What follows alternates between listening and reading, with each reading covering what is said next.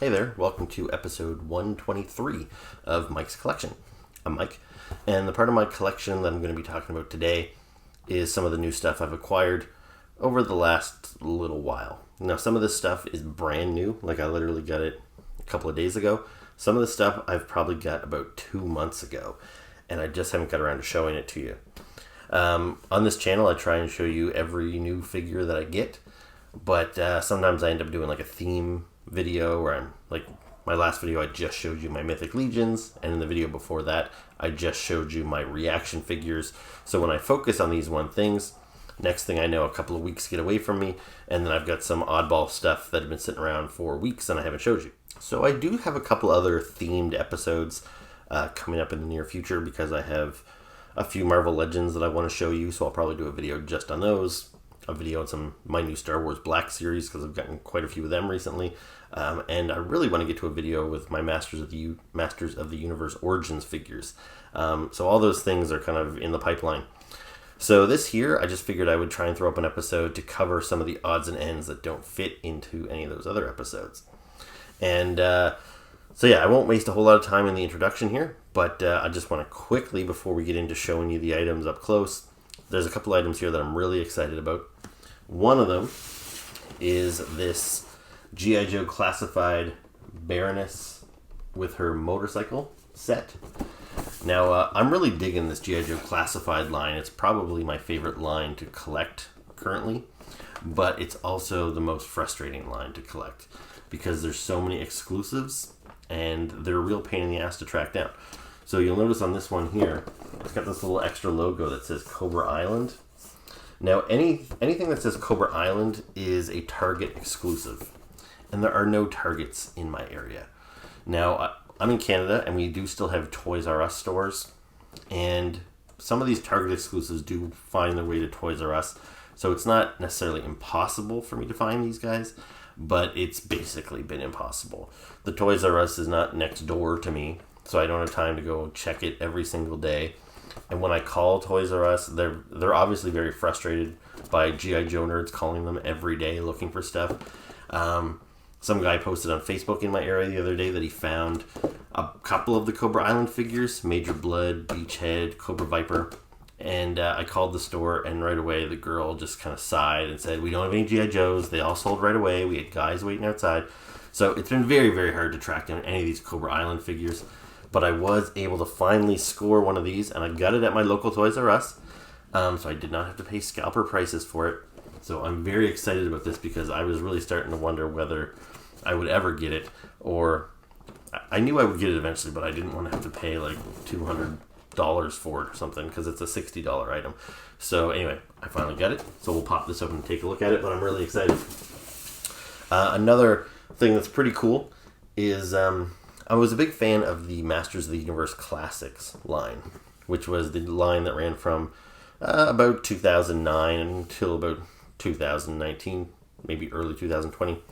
And that was a line of like 6-7 inch He-Man figures that were really detailed. And yeah, I really loved that line. And I have a lot of them. I would say I have most of them. But there were a few holes in my collection, either things that sold out too quickly and I never got a chance to get them, or things that at the time I deemed not essential because they were kind of expensive to buy. They were online only, so I had to pay shipping. You couldn't bundle your figures because one figure went on sale every month. So I had to decide, like, is this $30 figure worth it to me? Because they're going to charge me like $25 shipping, and that's US. So when you convert it to Canadian, it was very expensive for every figure. So sometimes if it was just a He-Man variant, like He-Man in a different outfit, I didn't bother with those figures. Sure, they would have been neat to have, but I had to balance out the price, and did I need it that bad? So there were a few holes in my Masters Universe Classics collection, and that line is, dead and gone now. Mattel is now focusing on, they've got the Masters of the Universe Origins line, which I'm also currently collecting, but they also have a couple of new lines coming out based on their new like Netflix special and all that sort of stuff. So I was pretty happy to find some Masters of the Universe Classics figures for sale on my Facebook marketplace in my area. And these were brand new figures. They were still in the packaging. And the guy was asking pretty reasonable price. He was asking $50 a figure, which honestly, if I had bought these things when they first came out years ago, like I said, they were about I think they were $27 US at the time, which, that was probably easily $37, maybe almost 40 when you convert it to Canadian, and then I'd always get dinged $20 shipping. So I would have paid more for these things if I'd bought them brand new years ago, as opposed to buying them from this guy. And it's not even like they were open or used or anything. So that was really cool. So yeah, shout out to Gerald Bermundo, who sold these items to me. And yeah, even knocked a couple of bucks off. So he was very easy to deal with. Yeah, great transaction. So I am going to open these figures up. But before I do, just thought I'd show you them in the package. So this here is Hordek. Now Hordek is, you might recognize him a little better like this. That's his kind of more standard form in the black and gray, or his animated look where he's blue. But this here is a fully like red translucent version, and they call it the Spirit of Hordak. And this is specific to some scenes when Hordak would appear kind of as a hologram or in like a magical plume of smoke to talk to Skeletor. So when this had originally went on sale, I thought, well, that's kind of neat. I like translucent figures, but I already have a regular Hordak.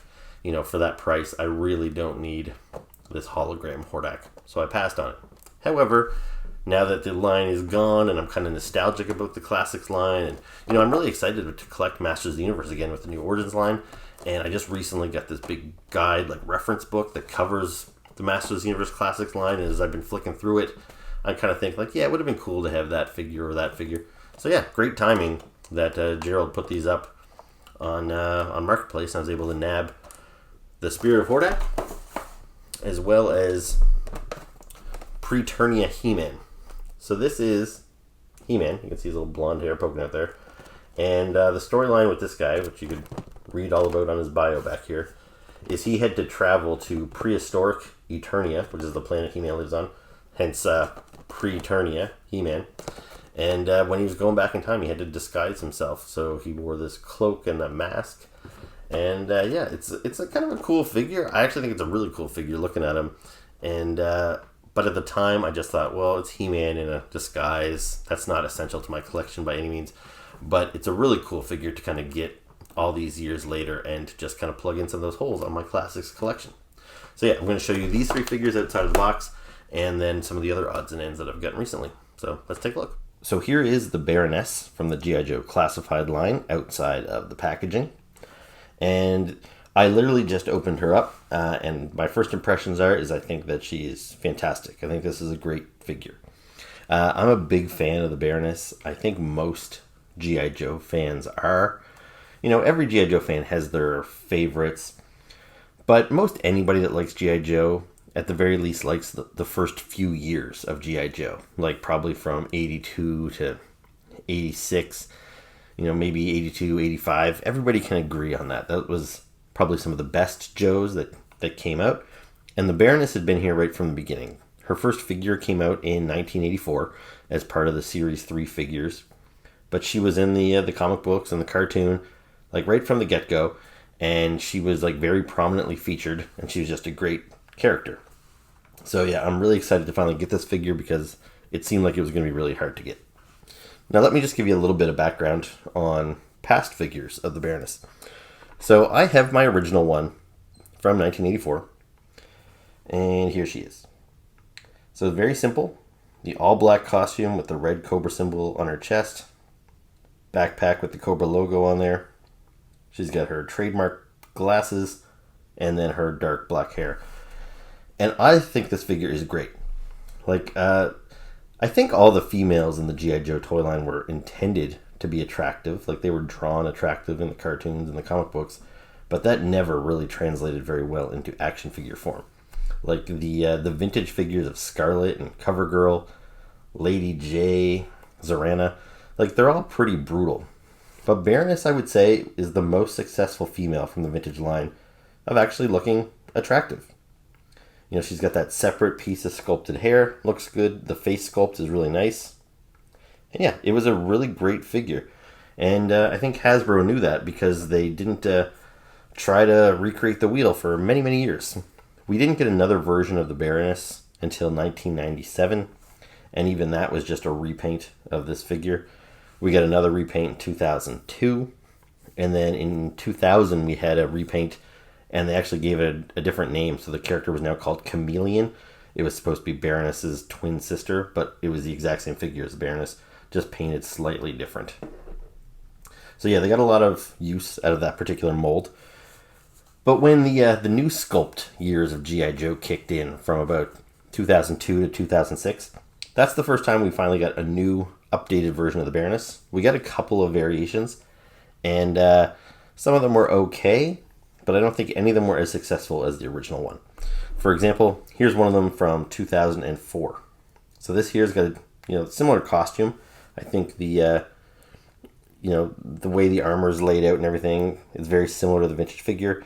Here you see her in a blue outfit, which is not crazy. She often wore blue in the cartoons and stuff like that, so that's not abnormal.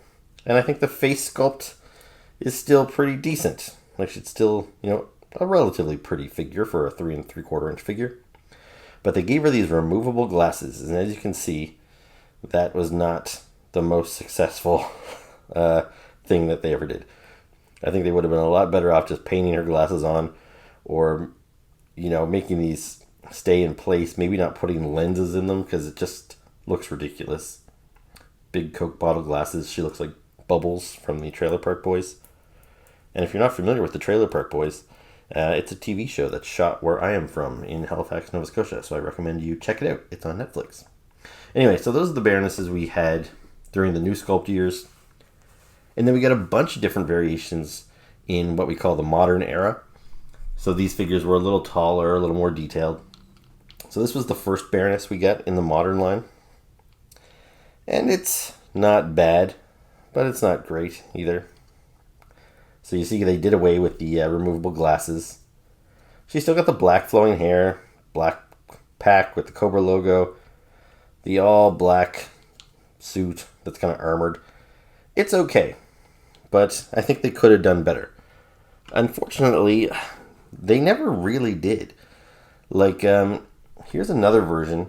This was from a convention set, and I think it's decent, but her head is like way too oversized for the body, and I guess her eyebrows almost appear to go straight up and down. There's just something a little off about this figure.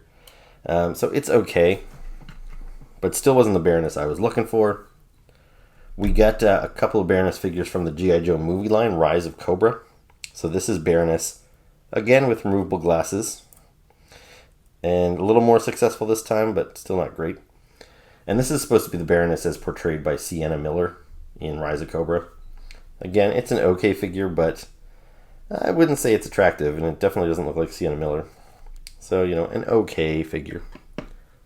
And the Baroness that I kind of have in my display up on my top shelf with my, the hierarchy of Cobra is this one here from the 50th anniversary line.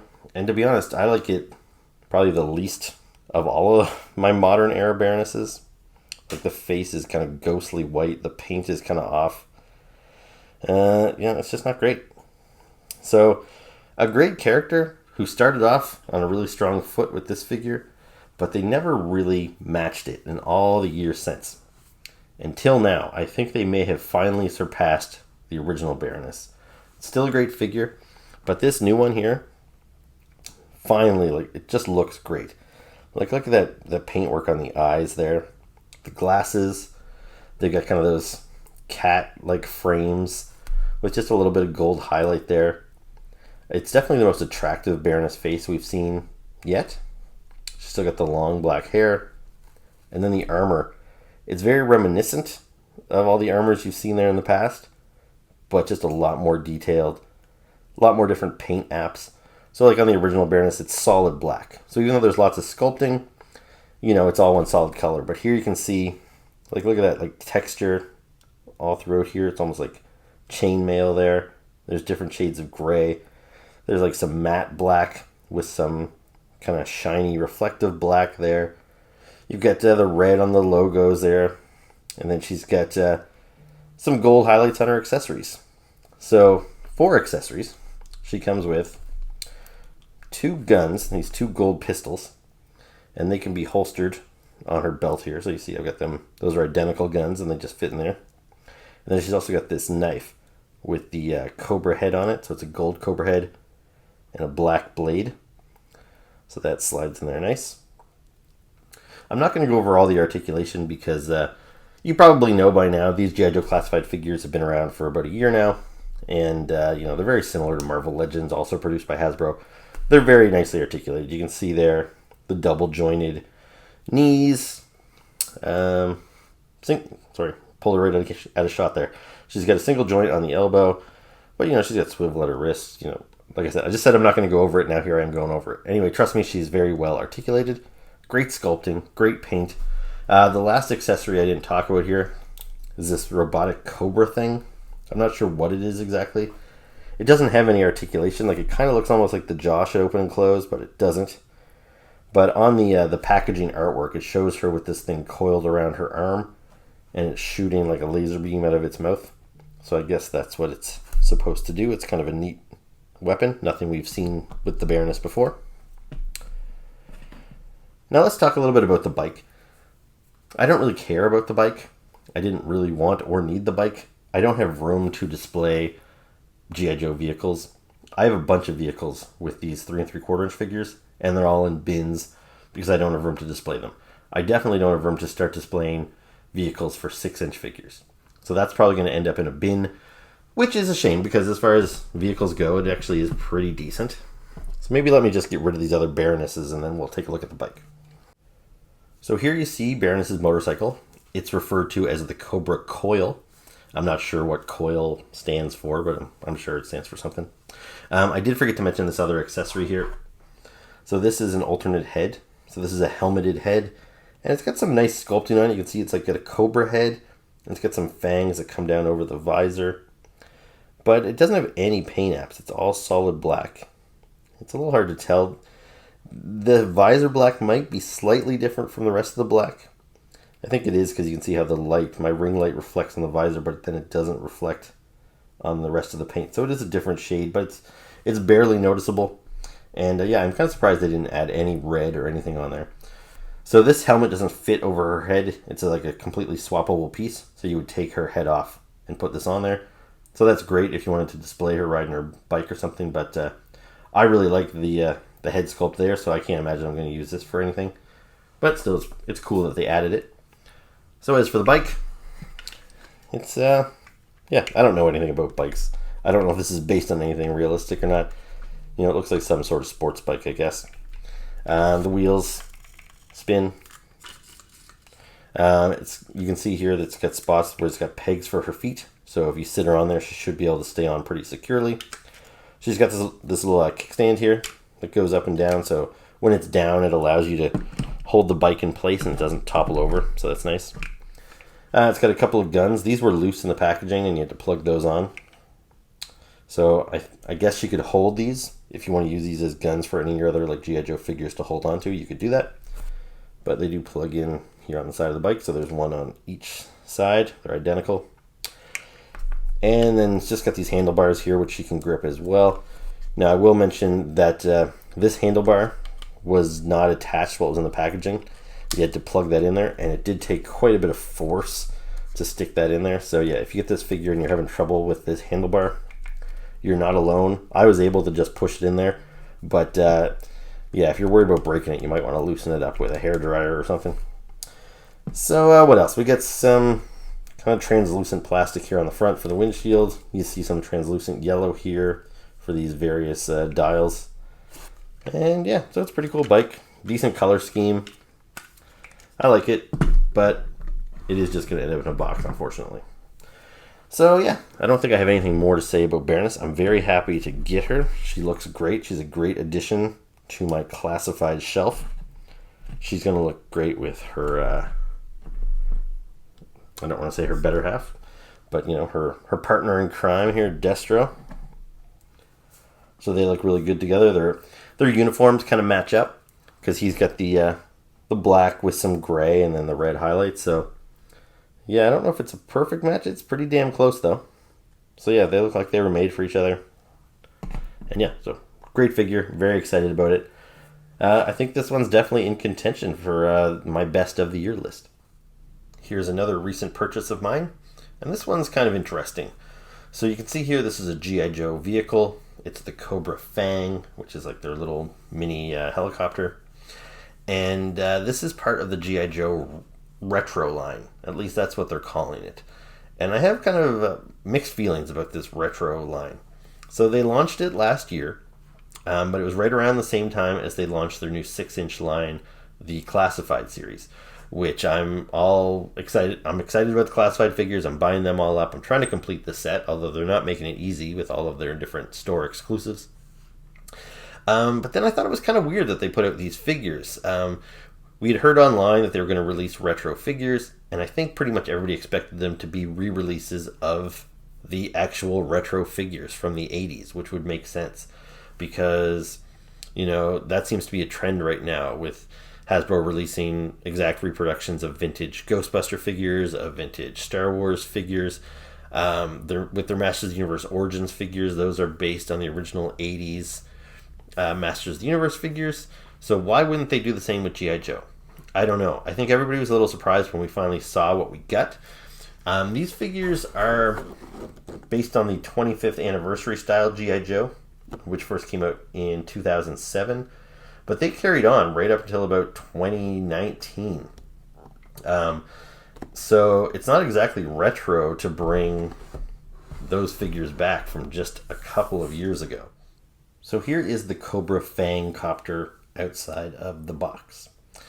And I was all ready to tell you about how this is exactly the same toy I had as a kid, because I thought that it was. I guess I hadn't really looked at it all that closely. But like the original Fang helicopter was released in 1983, the second year of G.I. Joe's when I was a kid. And I had that toy, and I still have that toy. It's in pretty rough shape. But here is my 1983 Fang. So let me just bring this out here for a second and swap it out.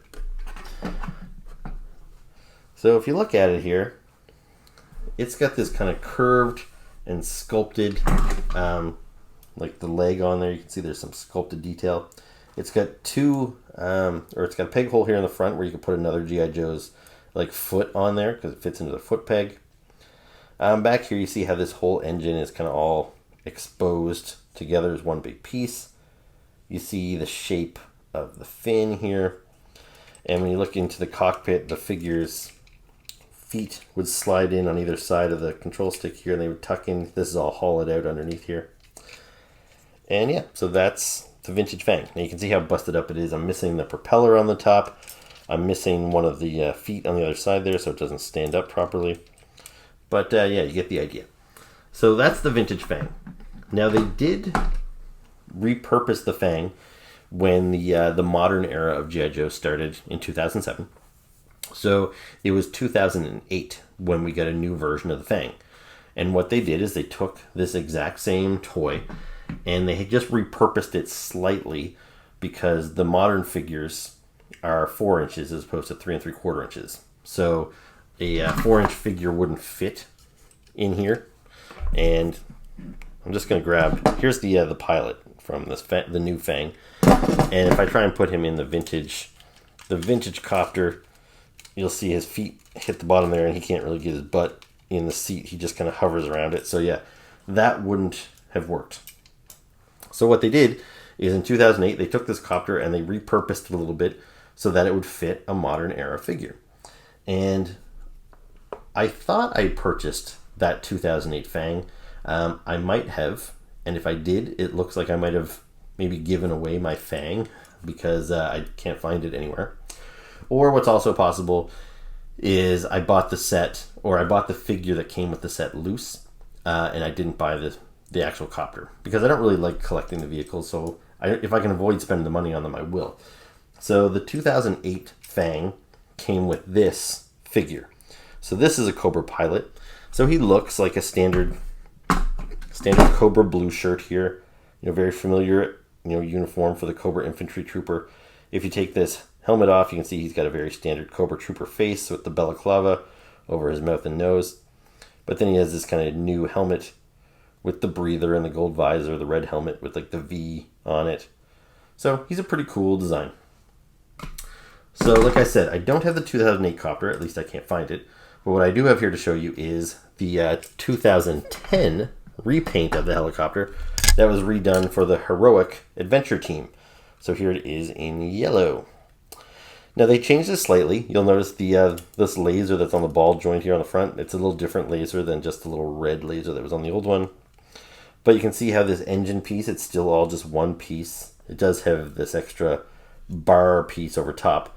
The vintage one actually did have that as well, but I lost it. But you can see the shape of the tail matches up exactly. So this is the same toy. This, the legs here have that same sculpted detail with a little peg on the front.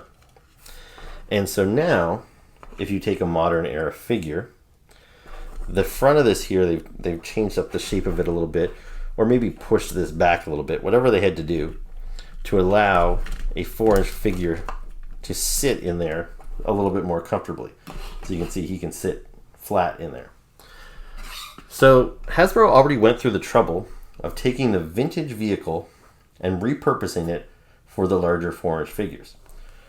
Now, with this new retro wave, the idea, I believe, is to take recently released figures and just re-release them to make a little bit of money, and they don't have to invest, they don't have to invest any money in new tooling, because these things already exist. So I fully expected this new Fang to just be basically this model painted like the original 1983 model. And I didn't even notice it until I just sat down to this video.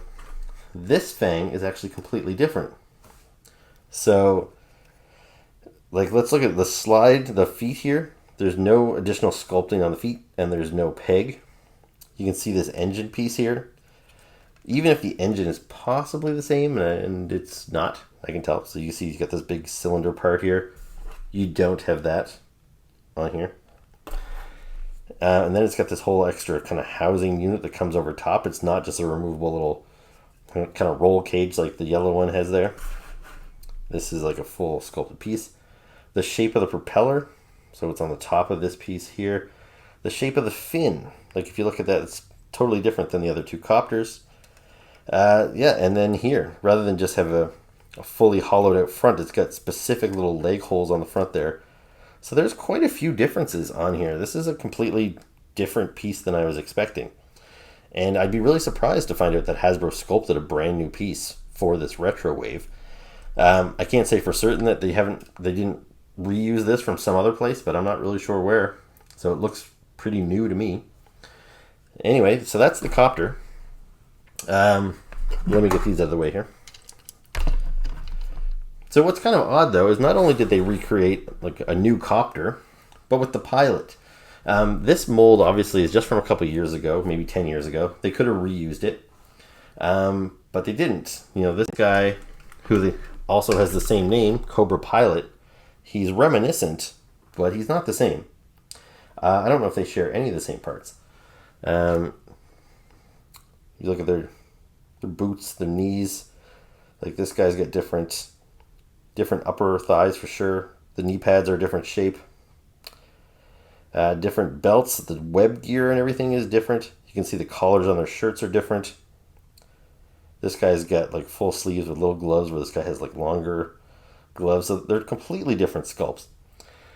And the helmet, this guy's head is kind of designed to look like this guy, but it's got a removable helmet, different shape than that guy's. It's still red. It's got the kind of the black V shape, but underneath, instead of a balaclava face, he's got this permanently attached kind of breather on his face here. And it's a brand new head sculpt. This hasn't been used anywhere before. And it's not a bad head sculpt, but it's just it's kind of surprising to me that they went to the trouble of making this when they probably could have just re-released that guy. And I kind of wish they did, because then I wouldn't have bothered to waste any money buying this thing. And I wouldn't say it's a waste of money. If you want vehicles, then this is a pretty nice new little Fang. I just don't have any use for it. It's going to go in my spare parts bin. This guy here, I do like adding new variations to Cobra Troopers, so it's kind of cool to have another guy to add to my shelf. But I feel we've kind of moved past the 4-inch G.I. Joes right now. I put more than a decade into collecting these guys. I've got hundreds of them. And now Hasbro's putting out these new 6-inch Joes, and I'm kind of into that. So it seems kind of weird that they're letting these figures still just trickle out. Just a couple at a time.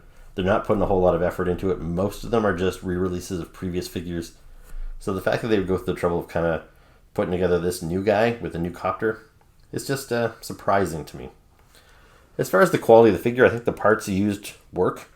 I think the colors, they're a lot brighter, and his helmet doesn't stay on very well. So I think he feels a little bit cheaper than the Joes we've been getting for the past 10 years. But he's not bad. So there you go. There's the Cobra Fang and the Cobra Pilot. So now let's take a look at the Spirit of Hordak outside of the packaging. So it's probably hard to see the detail because he is all sculpted basically in one solid color. But there is lots of nice little sculpted detail. You'll see the Horde logo on both of his boots. Then kind of the furry loincloth there. The Horde logo, so this is painted in a dark red. That's the one thing that's like not translucent on his body there. He does have this separate armband which you could remove. And that's also cast in solid red. And then his face, lots of nice sculpted detail in there. His eyes are painted solid red, but everything else is translucent. His cape, so it's kind of a little soft and pliable, but that's also translucent. And then he's got this solid white, kind of bone-colored crossbow, and every member of the evil Horde carries a crossbow here. So Hordak, he is a Masters of the Universe figure. He appeared in the vintage Masters of the Universe toy line, but in the cartoons, he was a villain of She-Ra. So yeah, it's kind of weird because the She-Ra cartoon came out, and for her bad guys, rather than fight Skeletor and his kind of evil henchmen, they introduced Hordak and his evil Horde, and he had a whole bunch of monsters like henchmen like Leech and Mantenna and Grizzlor.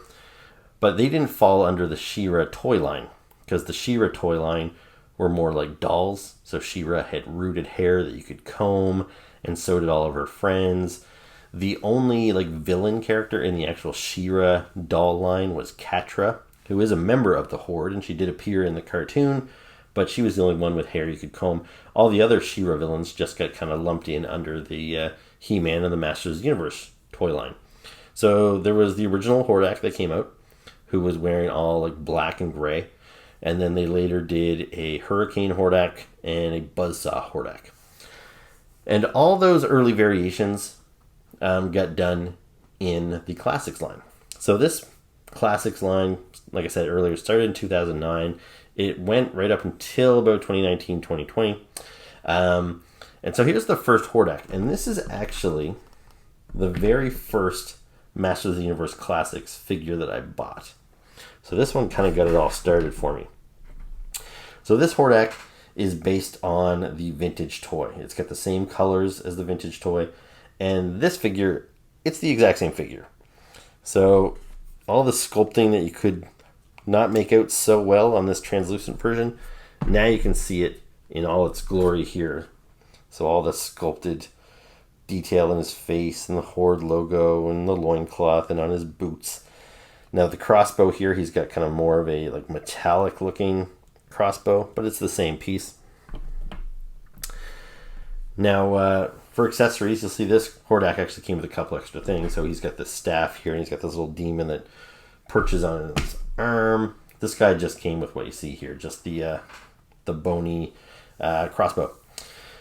Now for in the Classics line, I don't have the other figures because, as I mentioned, as long as I had the main version of each character, I didn't really want to spend the money to get every variation. So they did Hordak here in 2009. He was one of the earliest Classics figures. And the reason why he was my first Classics figure is because they relaunched He-Man in 2002 initially. And the 2002 launch, I was a huge fan of. There was a new cartoon. There was like newly designed figures, and the figures were much more dynamic. They were like way cooler than the He-Man figures we had as a kid, and I was really into that line. And I collected it for a few years, and the cartoon unfortunately was abruptly canceled, and the toy line was canceled abruptly afterwards. And I was really bummed about it. And Hordak was one of the characters who never got a toy before the toy line got canceled. So that really sucked. So I had all these new versions of He-Man, of Skeletor, of Merman, of Beastman, but I didn't have a new version of Hordak.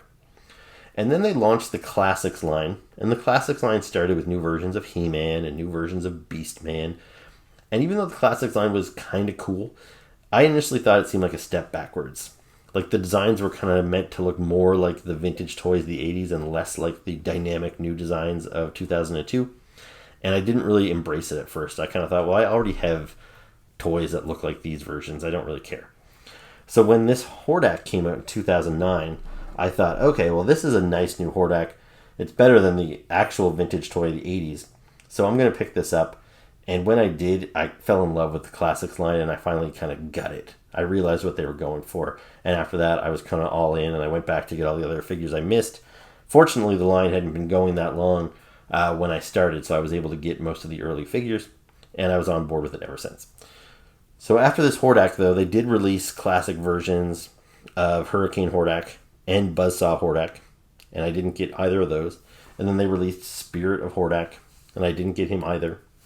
And then in 2014, they actually re-released this figure, but they repainted him in his Filmation cartoon colors, which were always quite different from the vintage toy. And I didn't get that one either. So for quite a while, this was my only Hordak. However, a couple of years later, when Super 7 took over the Masters of the Universe Classics line from Mattel, they made like an actual Hordak based on the cartoon. So rather than just take this existing figure and paint it to look like the Filmation guy, they actually gave us a fully new sculpted toy, which is him right here, that looks like how Hordak appeared in the cartoon. So now I've got 3 Hordaks from the classic line, and they're all quite different. They're all really cool in their own right. Like, these two guys, when I had both of them on my shelf, I was pretty content. I thought, okay, I've got a perfect toy version of Hordak, a perfect animated version of Hordak, and I was pretty content. But, yeah, when I saw this guy for sale online, at a reasonable price, I thought, man, I used to really love getting these classics figures, so it was fun to be able to go out and find a brand new one. So I'm really happy to add this Hordak to my shelf. He's pretty cool. So now let's take a look at Preternia He-Man. Now, when I picked up the Hordak figure, and like I said, that was my very first Masters of the Universe Classics figure, I did not buy it from MattyCollector.com, which was Mattel's website, and that was the only way you could get these figures. I actually found it at a local comic book shop. So either the comic shop ordered it themselves to resell in their store, or somebody else had bought it and had traded it in there or something. I'm not sure. It was still in its package, but it might have been secondhand. Anyway, so I did not get Hordak when he first came out in 2009. It might have been 2010 or something by the time I got that Hordak. And that would mean I missed out on all the 2009 figures, the couple of 2008 figures, and probably some of the early 2010 figures. So when I decided I was going to start collecting the Classics line after getting that Hordak and kind of falling in love with it, this Preternia He-Man, I believe, was the first He-Man that came up for sale from Matty Collector from that point forward.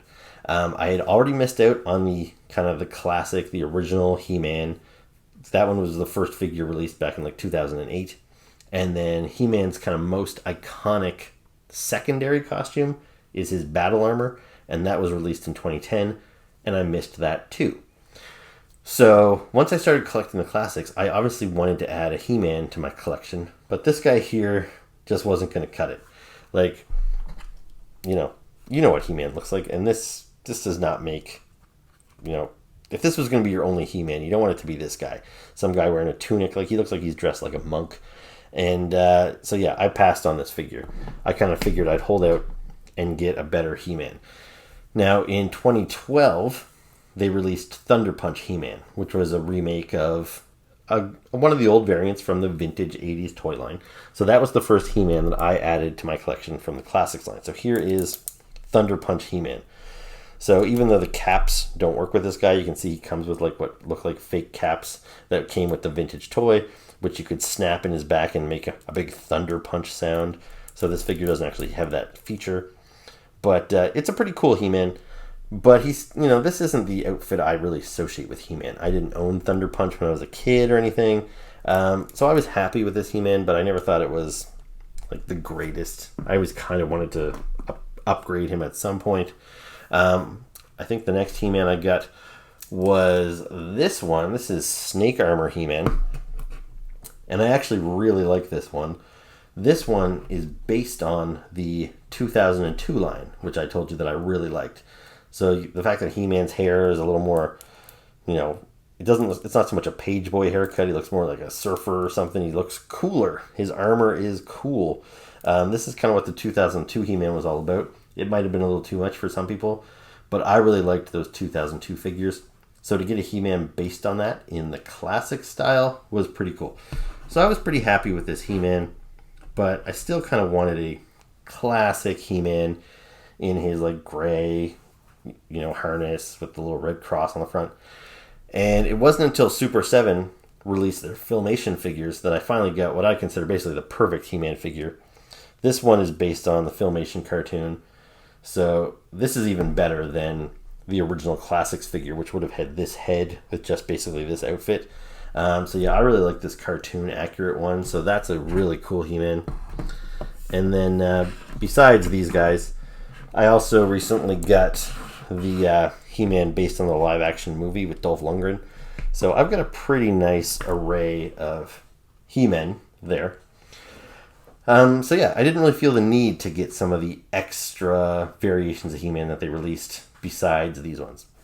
And but when I saw Preternia He-Man up for sale on Marketplace the other day along with Spirit of Hordak, I thought, you know what? Maybe I didn't need that figure at the time, but that might be kind of a neat one to get now to fill in the blank in my collection. And I'm surprised at how much I like this figure. I actually think it's really cool, partly because it's so different from all the other He-Mans I have. Like, as opposed to Spirit of Hordak, he's neat because he's cast in translucent red plastic, but it's the exact same Hordak figure that I already have. But this He-Man figure, he looks pretty new. Like, I assume he's using the same boots, and I think he's got the same boots there as Thunder Punch. He's probably got the same legs underneath there. He's probably got the same torso, the same arms as the previous releases. But this tunic and the skirt piece really kind of changes him up. And this newly sculpted head with the hood and the mask, I think it looks really great. I just really dig it. So yeah, this would not have been good if it was my only He-Man, but as one of many variations, I actually think he's really awesome. So yeah, really exciting to add one of these Classics figures to my collection after so long. So there you go. That's Preternia He-Man. Oh, and I guess before I move on, I should mention his accessories. He does have the classic, power sword there, which is cool. But he also has this big old gun here, which I don't think is necessarily intended for He-Man. I think this matches the gun that maybe they used in the live action movie. Don't quote me on that. I should know because I just read that big thick reference book, and it made it informed you where all these different weapons came from. And so I'm pretty sure it said this weapon was from somewhere else, not really intended for this figure alone, and I think it was from the live action movie. And the other accessory he comes with is definitely from the live action movie. So it is the Cosmic Key. Did I get that right? Yeah. And this is a really cool accessory. Now, I have a couple other versions of this that have come with other characters. Like the Mighty Spectre came with one, and the Gwildor figure came with one. But this is kind of a really neat variation. I like that it's got the chrome metal. We don't see that a whole lot in the Classics line. So yeah, it's a really nicely painted accessory. It looks a lot like the Cosmic Key from the movie. And yeah, it's got a little handle there so he can hold on to it. And it almost looks like a really crazy weapon of sorts. Like you could beat somebody over the head with this, like a club. But yeah, it's a really cool little add-on. I'm not really sure why they decided to give both those items to Preternia He-Man, but it definitely gives you a little more bang for your buck. So next up, I want to quickly talk about a couple of Transformers that I picked up recently. These guys are all from the new Netflix series, which I think is exclusive to Walmart. They come in these like unique white boxes. They've got the Netflix's logo on them. And they're pretty cool, and they seem to be pretty hard to find. I believe this is just the second, possibly the third wave of Netflix Transformers, and they are based on the 3 kind of mini seasons we've got from the War for Cybertron series that's on Netflix. So first they did the I think it was Siege, and then Earthrise, and then Kingdom. So those are kind of the 3 parts of the War for Cybertron trilogy, and so those are the 3 names of the toy lines that we've had. The cartoon is a little behind the toy lines, but now as the different seasons air on Netflix, then they give us a little toy line that's usually repaints of toys that from the various generations, just repainted. I hope that made sense just now. Anyway, so this guy is called the Sparkless Bot, and I actually think this guy's really cool. You kind of have to get up close to really see why. But this guy, he's supposed to be basically a zombie transformer. So if you watched the War for Cybertron show, they obviously put a good amount of money in it. I think it's a really great looking show, very high quality. But you can tell that in order to save some money, they reused a lot of their 3D models. So they've got these characters that look like the main characters, but then you see all these other kind of like background characters running around, and they just look like the main characters in different colors, which you could look at as being kind of cheap, but at the same time, it's definitely been established in the Transformers lore that a lot of these guys look the same. So you've got Starscream and his Seekers. So yeah, it's not unheard of that you'd have these Transformers that just all look like one another. So in one particular scene, and I think it's in season 2, they find a Quintesson, and the Quintesson lives on a planet full of dead Transformers, which he has like reanimated. And depending on how much you know about Transformers, they're all, what keeps them alive is they're supposed to have a spark, which is basically their soul. So the fact that this is a sparkless bot means he does not have a soul. He's kind of reanimated from the dead, and that's why he's all like rusted out. And I think the rusted paint job looks great. Like, I really love how they did that. It looks pretty believable. Very aged and weathered. His face with the kind of bright purple eyes, that's really the only hint of like kind of color on this figure. Otherwise, he's all very like just dull and muted colors. So yeah, I think he turned out really well. Now, this figure is a total repaint of figures we've got before. Like here is the Barricade figure, and I believe this was from Siege, so the first part of the trilogy. So it's from the Siege line, and you can usually tell that because they transform into kind of space vehicles instead of Earth vehicles, because in the storyline they haven't gone to Earth yet in the Siege portion. So they've got the Siege character. Now, even though this character is from the second chapter, Earthrise, these guys weren't on Earth or anything, so it would make sense that they would be, basically clones of Transformers in their Cybertronian kind of still space car modes. So yeah, so there's Barricade. They also reuse this mold, I believe, for Prowl, which I don't have. But yeah, I think I prefer the drone figure, or the Sparkless Bot here, over Barricade. I just think the rusty paint job is just really cool. But otherwise, yeah, I think all the accessories are, what you see is what you get. He's got these 2 guns, which I've got attached to his shoulders, but he could just as easily put them in his hands or plug them up here, whatever you want to do. I believe, yeah, it's the same gun that you get with him, so he's got the same accessories. I don't think Barricade actually came with this blast effect. I think I just plugged that on from somewhere else.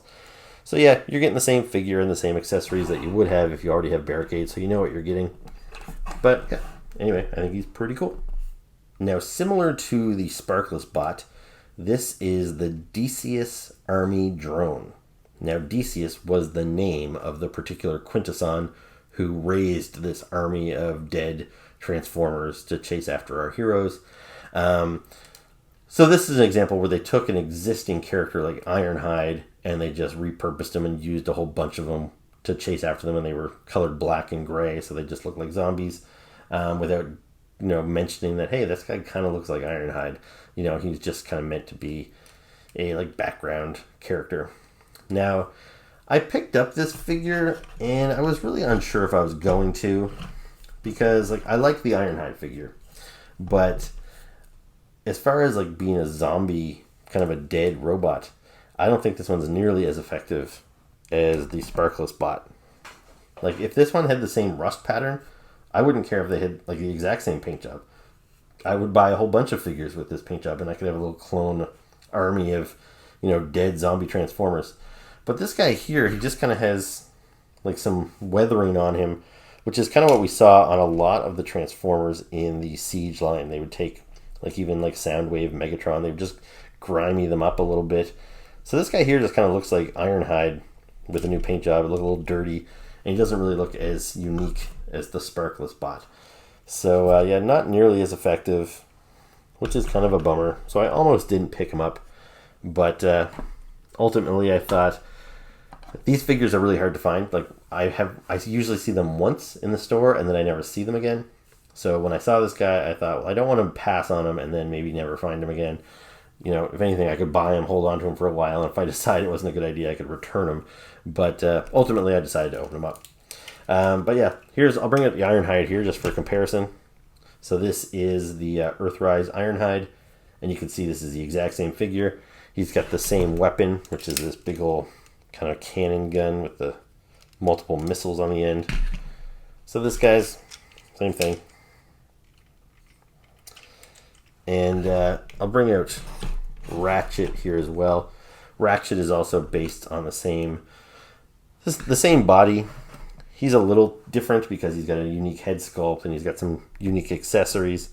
But otherwise, you can see that I've already got this same mold 3 times now. And I don't think it's one that I need more than this. It's not like the Seeker mold or something where I'm content to buy it a bunch of times. Because even though I think this is a really decent Ironhide figure, it's not my favorite sculpt, and I really just don't think they need to reuse it over and over and over again. So hopefully this is the end of these figures. But anyway, there you go. So that's the Dcs Army Drone. Now, speaking of buying figures over and over and over again, this here is Deep Cover. Now, this guy was another one that I almost didn't buy because I have this mold a few times already as well. So way back in, I think, the very first wave of Siege figures, we got Sideswipe. So there you go. You can see the similarities. It's the exact same toy. It's got the same weapon. Yeah, just 2 different paint jobs. So anyway, I had Sideswipe first, and I think it's a great Sideswipe figure. I love this figure. I think it's the best Sideswipe has ever looked. I like the head sculpt. I like the design. I like the way he poses. Like, just a really cool figure. I like him a lot. And so they re-released this figure a little while ago in yellow as the character Tiger Track. Now, Tiger Track is not a character I'm familiar with. He's kind of based on like a kind of a foreign repaint. But at least he is still supposed to be a unique character. And I really love this mold. Like, unlike the Ironhide mold, I was kind of content to get this in a second color. I think it looks really sharp in yellow. So I was like, yeah, there we go. Now I got red and yellow. That's really cool. And then technically I have it in white too. Red Alert shares pretty much the same body, but he's got a different head sculpt. So I don't lump him in here, but he's basically the same. So I've got him in white as well. But a little while ago, they released Deep Cover. And Deep Cover, again, is a character I'm not really familiar with. He's kind of an obscure Transformer. But this is the Deep Cover figure. So you can see he's the same figure, but he's black with some white and some blue. So I got Deep Cover, and I just got this guy not very long ago, like just a couple of months ago. And so right after I got this Deep Cover, then they release this guy right afterwards. And if this guy had a different name, even if they just made it up, if he's a brand new character, not from any established continuity, if they called this guy Blue Blast or something, I would have been all over it because I think it's a great figure and I think it looked great in blue.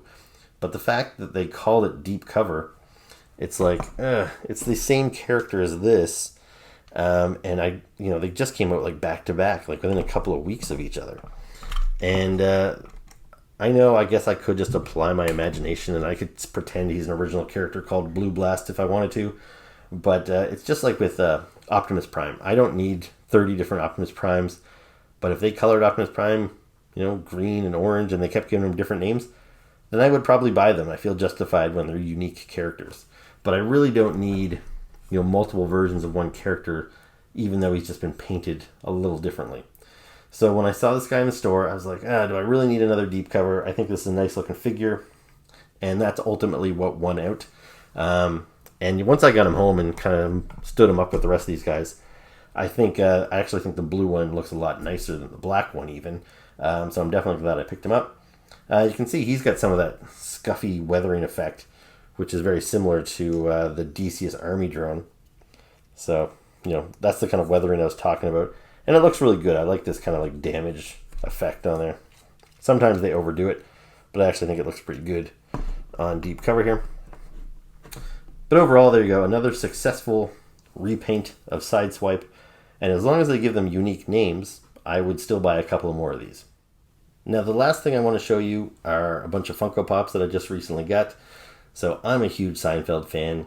I've been looking forward to them making Seinfeld Funko Pops for quite a while. Because Jerry's one of those shows where I wouldn't really want action figures of it. If they could do photorealistic action figures, I wouldn't really want these characters. I think this is the kind of property that works perfect for Funko Pops. So, they're kind of cute, and just for a fan of the show, it's just something for you to put on your shelf. And so I really like these guys. So you can see here I've got George Costanza, Jerry Seinfeld, and Elaine Bennis. Now you might be wondering where Kramer is, and unfortunately they did not have Kramer when I went to the store and found these guys. But there are more than just those 4 in the line. So if you look at the back of the package, so there's Jerry in his kind of standard sport jacket with a microphone, like he's doing stand-up. You got George Costanza, Elaine, Kramer, Newman, Yev Kassem, the soup Nazi, then you've got Elaine in her urban sombrero, and you've got Jerry in his puffy shirt. So I picked these up from EB Games, which is like GameStop here. They didn't have microphone Jerry, and they didn't have sombrero Elaine, but I did get Newman, you see here, and I did get the soup Nazi. So there. So it's pretty cool. I'm hoping I find Kramer soon enough. I don't feel I necessarily need the other Jerry or the other Elaine. I get the feeling they might go crazy with these Funko Pops, and pretty soon there could be like 30 different Jerrys in every outfit he ever wore. So I fully expect I'll probably end up with a couple of the main characters over time. So I'm going to hold out. I'm not going to buy Urban Sombrero Elaine or regular Jerry, at least not just yet. So I'm just going to quickly pop all these guys out of the package, and we'll take a quick look at them before we close up shop for the day. So here they all are out of their packaging, and I'm pretty pleased with them all. Right off the bat, they all stand up okay, which is good. Elaine, you can see that she comes with a little display base to help her stand up, because the way her legs are displayed, they're kind of close together. Plus, where a lot of the female figures have a little more petite bodies, they tend to fall over. So it's nice that they give them display bases. Although, at this point in time, I really feel they should just give us display bases for all the figures. But, whatever. Anyway, so the thing about George, who's my favorite character, and Elaine, these are decent figures. And I feel they're very scene-specific without seeming scene-specific.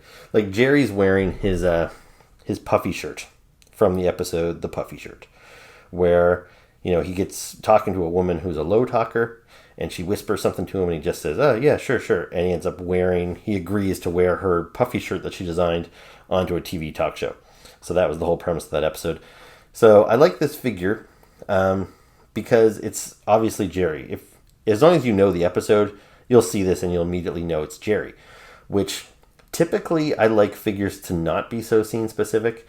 Like I find the same thing about the Office pop figures. I like kind of just a generic version of Michael and Jim. I don't really want them wearing this particular outfit from like a particular scene. But I think with Jerry, if I had the version with just the sports coat, if I put that on my desk at work or something, people would walk by and say, oh, who's that? But with the puffy shirt, they know it's Jerry. So I do like that aspect of this particular figure. But when it comes to Elaine, like I can picture her wearing that dress and that little stance where she's kind of kicking her shoes together like that. Like that is from a specific scene, especially with the glasses and the way her hair is, is tucked up. Like this is a scene specific thing, but it's not like a funny scene the way Jerry's puffy shirt is. And I feel this is from a very early season. like season 1, season 2 Elaine. And this isn't really the look I associate with her typically. I usually think of later season Elaine when I think of Elaine, with her hair down, not wearing glasses. So this Elaine is fine, but I probably will want to upgrade my Elaine at some point if they continue to make newer versions. And same thing with George. I'm not 100% certain, but I think this is George from the first episode, like the pilot. It seems like he's got too much hair to be later George. And just his outfit, even just like the demeanor, the way he's carrying himself, the way his eyes are sculpted. It just reminds me of first season George. So I think that's what we're going for here, as opposed to like later season George. So I'll definitely want to get a new George when that comes out. Newman, I think he's pretty much perfect. I don't know what you'd really want to change about him. He's got his glasses. He's got his postman outfit on. He's kind of moving his fingers around like he's an evil genius, like Dr. Evil, which was something that he did. So yeah, I think Newman is great. And then they don't seem to want to call this guy the Soup Nazi, understandably, but that's how they refer to him in the show. But yeah, I think this guy's pretty much perfect too. I think I saw that there is a variant available of him where he's holding like a bowl of soup. So that would have been kind of funny too, but I'm perfectly content with this version of him just kind of pointing and looking angry. So yeah, all really cool. Now, I do hope this line carries on, but even if it doesn't, as long as I get that Kramer figure, I'll be happy that I've got a pretty decent Seinfeld collection. However, I would love to see this line go deep and allow me to get, George's parents and all the other little side characters, like all of Elaine's boyfriends and Jerry's girlfriends and stuff. I would buy Funko Pops of pretty much all of them. One thing that's kind of funny is the last time they put out Seinfeld toys, it was Funko put out their Vinyl Idol line, and they put out 6 figures. But it was a very odd collection. And I'm going to assume it's because they hadn't got Jerry Seinfeld and Jason Alexander and them to sign off on their likenesses yet. So they put out one wave, and the 6 figures consisted of Kramer, Frank Costanza, George's dad, Newman, Jay Peterman, Putty, and the Soup Nazi. And I bought some of those figures, and I put them on my desk at work, and people would come by, and they'd say, "Hey, Seinfeld," and they're like, "Okay, there's Kramer. Where's George, Jerry, and Elaine?" And I would tell them, well, I'm sure they're going to do a bunch of waves of these figures, and that, so they've got Kramer in wave 1, I'm sure Jerry will be in wave 2, and Elaine will be in wave 3, and that way you've got a main character in every wave to keep people's interest going, rather than just put out all the main characters right away, and then all the side characters later. But it turns out they never did a second wave of those vinyl idols, so now I've got this very odd mix of Seinfeld characters. So technically I do have a Kramer that I could display with these guys, but he's just going to be very tall. So you see here's my full Seinfeld collection with Kramer, 2 Newmans, and it's kind of funny that both Newmans have pretty much the exact same design with the postal worker outfit and the hands. And then I've got Frank Costanza and Jay Peterman over there too. So I really like those Vinyl Idol figures. It's kind of a shame that we never got more of them.